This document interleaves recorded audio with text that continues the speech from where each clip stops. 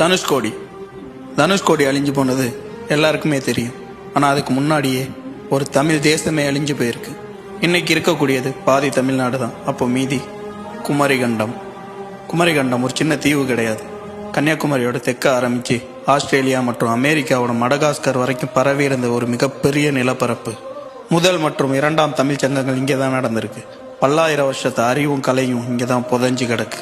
குமரிகண்டம் இங்கே ஃபரூலி அப்படின்னு சொல்லிட்டு ஒரு ஆறு ஓடுனதாகவும், இமயமலையை விட மிகப்பெரிய மலைகள் இருந்ததாகவும், அதோட பேர் குமரிமலைனும், அதையும் தாண்டி இங்கே 48 நாடுகள் இருந்ததாகவும் சிலப்பதிகாரம் மற்றும் இறையானூர் அகப்பொருள் சொல்லுது.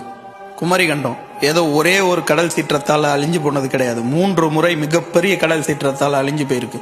இதை தனுஷ்கோடியை கம்பேர் பண்ணும்போது 100 மடங்கு அதிகம். முதல் மாந்தன் தோன்றிய இடம் குமரிகண்டம். அவன் பேசிய மொழி தமிழ். இயற்கை சீற்றத்தால் குமரிகண்டம் அழிக்கப்பட்டது. தமிழர்களின் வரலாறு மறைக்கப்பட்டது. இன்னைக்கு நிலைமைக்கு குமரிகண்டம் இருந்திருந்தா தமிழ்நாடு ஒரு தனி நாடு. இதை பற்றி என்ன நினைக்கிறீங்க? கமெண்ட் பண்ணுங்க. மறக்காம நம்ம சேனலை ஃபாலோ பண்ணிக்கங்க.